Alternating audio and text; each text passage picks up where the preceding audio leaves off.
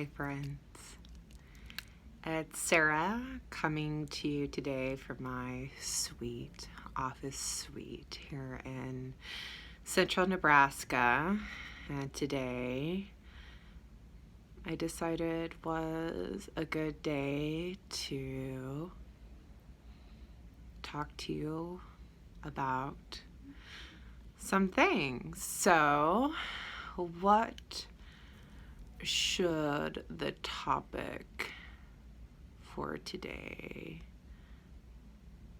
be? Let's think about that.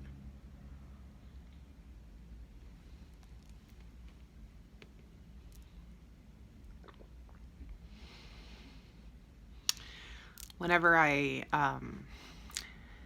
do these videos, especially when there's a break that I didn't plan on having, I don't put much thought into them. I just go with the flow, and with the exception of I think one or two videos that were kind of videos that I was like, okay, that's definitely the topic that I was going to talk about. Most of them just kind of come to me on the spot, and there is no prior dialogue or preparation. And if you've come to watch my videos or come to know me as a person, that is just kind of how I roll. So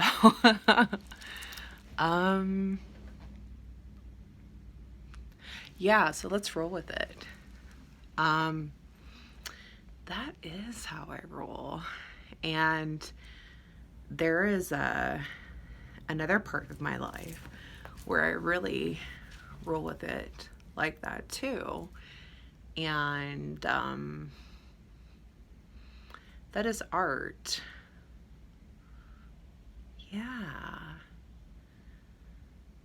Let's talk about that today. Art.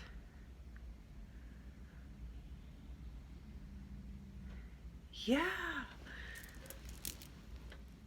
Let's talk about art. Shall we?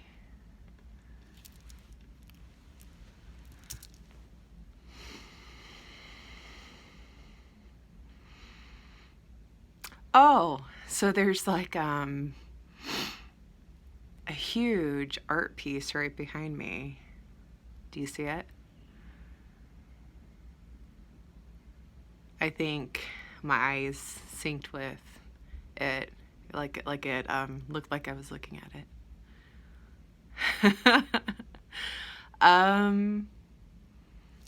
Some of you have actually commented on that, and some of you have actually seen it, and to be quite honest, it looks way cooler in the video and in the pictures than it does in real life. And that's because I did it in, I think, a day and a half. I didn't have much time to do it. So I do art in one of two ways. With no intention or with intention. So with no intention means I just do, and that's been kind of my go-to for about the last 6 months. I don't think about the creative process at all. I set aside a period of time and I create. Often about 6 hours is all I can do before the tumor in my hand prevents me from creating anymore.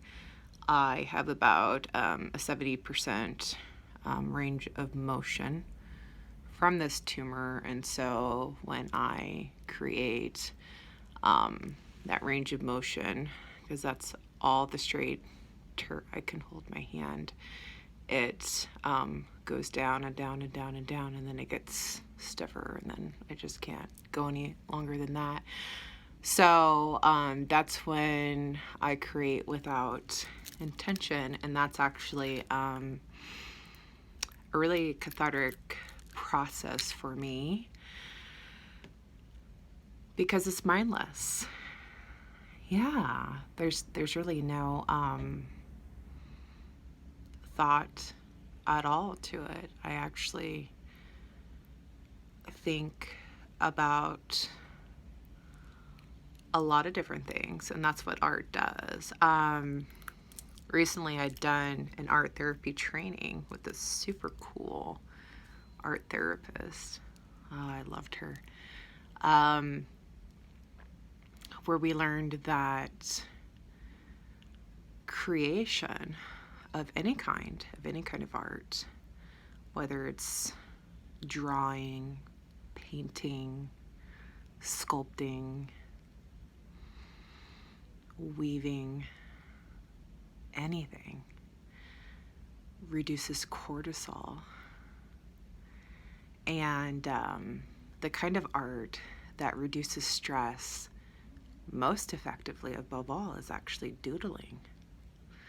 And those of us that doodle, especially during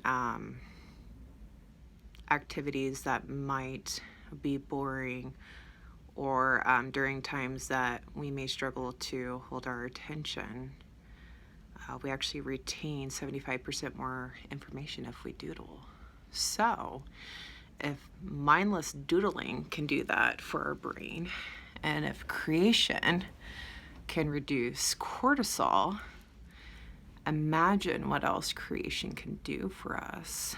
And so for me, better living looks like creating, because there's not anything on this world for me that feels better than creating art.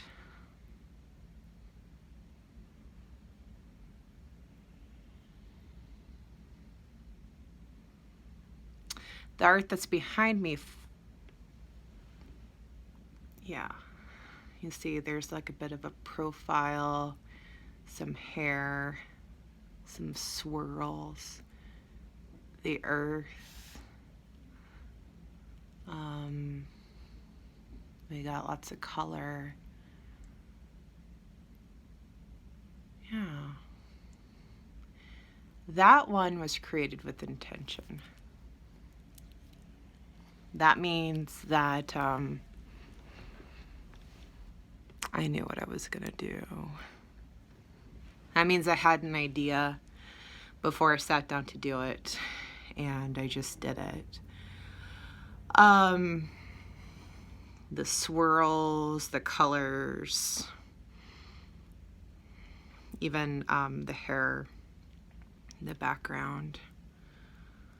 I'm trying to get it so you can't see, or you can see it a little bit better, and there's not such a glare. That I didn't quite know so much, but I only had a day to do it.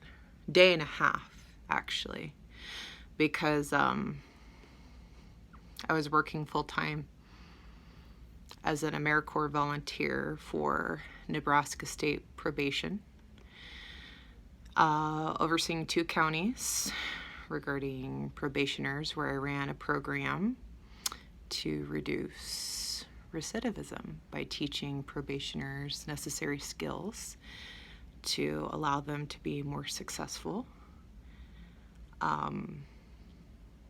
regarding their roles in society, so that they would have a better outcome and hopefully not reoffend. And that was a part of an AmeriCorps program that I got contracted to do while I was in grad school. So I did that full time from 2011 to 2012, while also working 20 hours a week, waiting tables, and also a full-time grad student, and raising a little girl who was 2.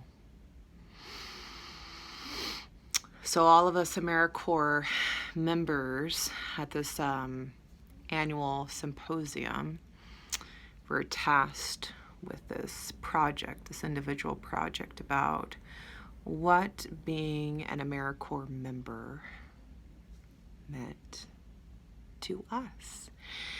And with this project, we were to display our project for all to see. And because of my life at that time, the busyness of it, I only had a day and a half to create mine because the symposium was that Thursday, and I think I started it on that Tuesday afternoon, and I finished it that Wednesday, and then I took it that Thursday. So, needless to say,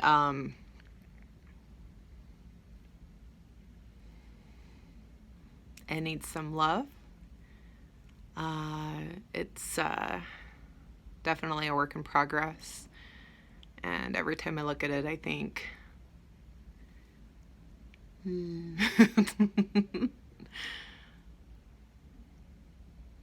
but it's up there for a reason. And the title of it is If Not Now, Then When?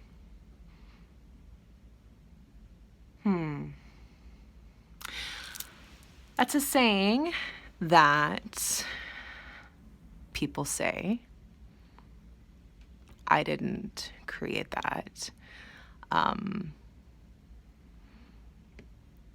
That's not something I thought of. It was something I was inspired by, and I was inspired by with my probationers, and actually where I was in my life at that point, because I was in the process of interning, actually. Yeah, I was a new therapist seeing clients for the very first time, which was equally satisfying and terrifying.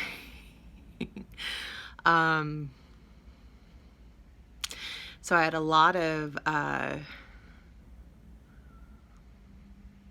influences for this piece, but I was also a mom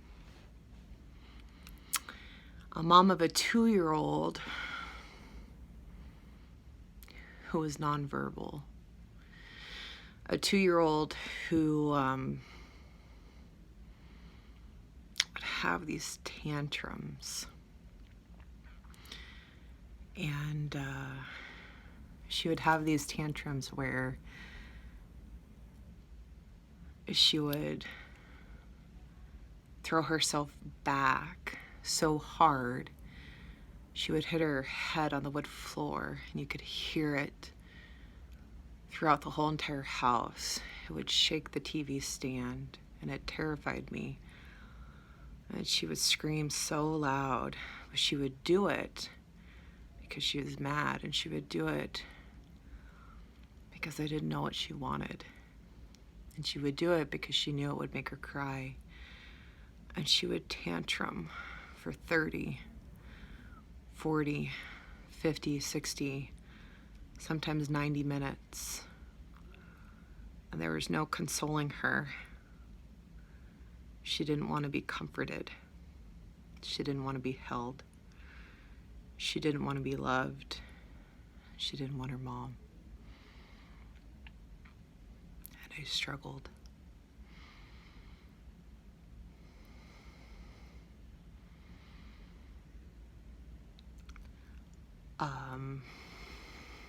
It was before then that I'd suspected that my daughter was autistic, but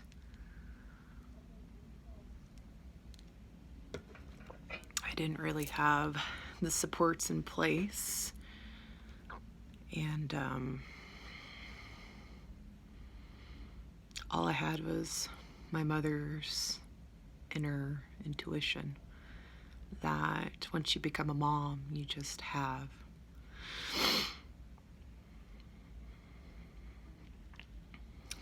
So at the time that I painted this, even though it was done rather quick and rather sloppily, there was a lot going on in my life. It was a very busy time.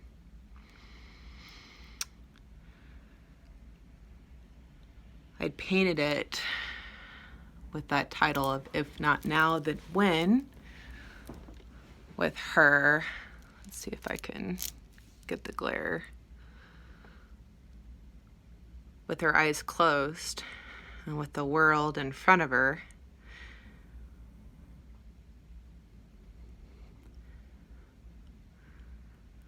Because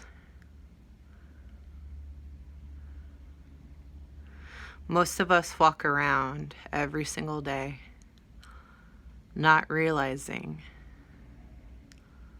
that we have the world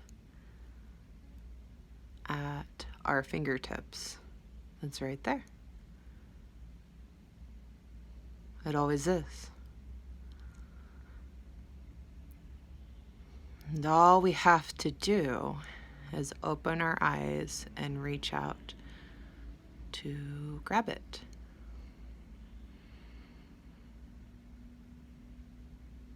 It really is as simple as opening our eyes to see that it's there. And all she would have to do is open her eyes to realize that the world really is within her reach.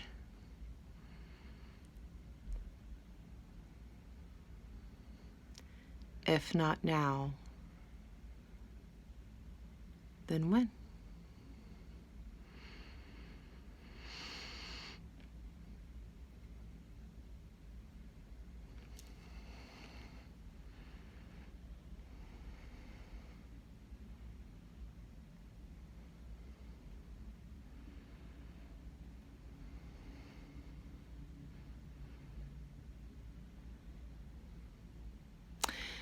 And that is why this piece is in my counseling and coaching space, because I am a firm believer in that.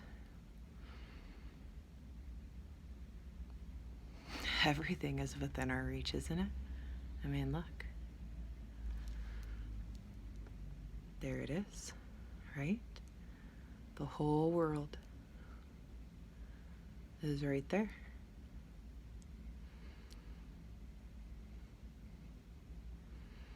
And all we have to do is reach out and grab it.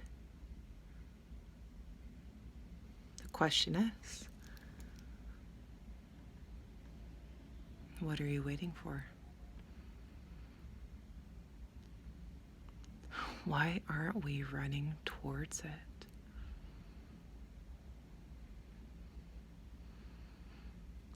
Why aren't we rushing like our life depends on it?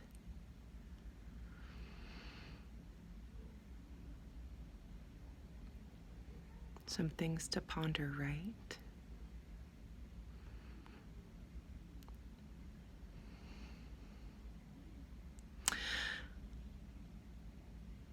Such things that could not have come to me and would not have come to me if I was not tasked with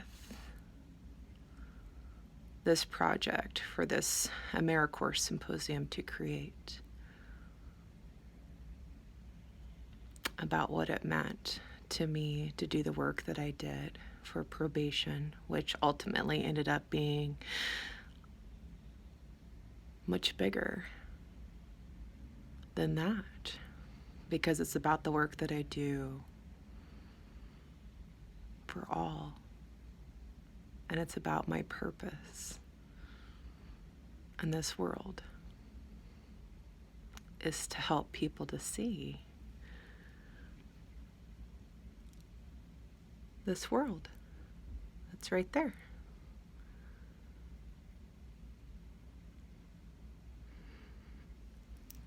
Isn't that cool? And that is why we create. More specifically, that's why I create, one of the many reasons.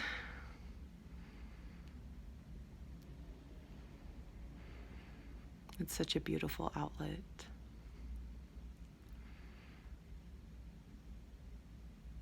I encourage everybody to create. It's so great for the soul, for your spirit, and it's something that you get to look at every day and be like, man, I did that.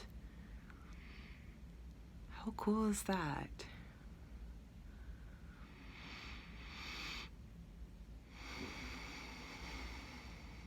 It's beautiful. So many people come in and they say, oh, but Sarah, I can't draw. Guess what? Neither can I. But that doesn't stop me. I don't know how to draw. I don't know how to paint. I don't even know how to color with crayons. But that doesn't stop me. I've never been trained. I'm the first to tell you that I don't know what I'm doing. I don't even know if I should call myself an artist. Sometimes when I do, I'm like, should I call myself that? I don't know. I mean, I do art, but am I an artist? What does it matter? It doesn't. You do what you love. You do what feels good. And you do what's meaningful to you. Try it. What do you got to lose? We already know it's going to lower your cortisol levels. Cortisol isn't fun, right? No, it's not. So if creating feels good, who cares what it looks like? Just do. And do it for you. Okay? Because you have the world before you. Here it is. If not now, when? Right?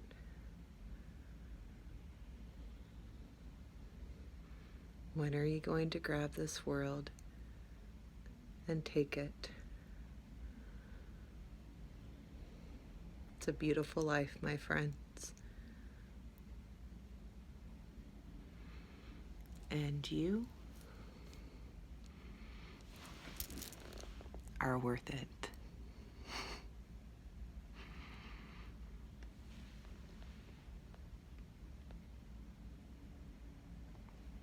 We'll see you later. Bye.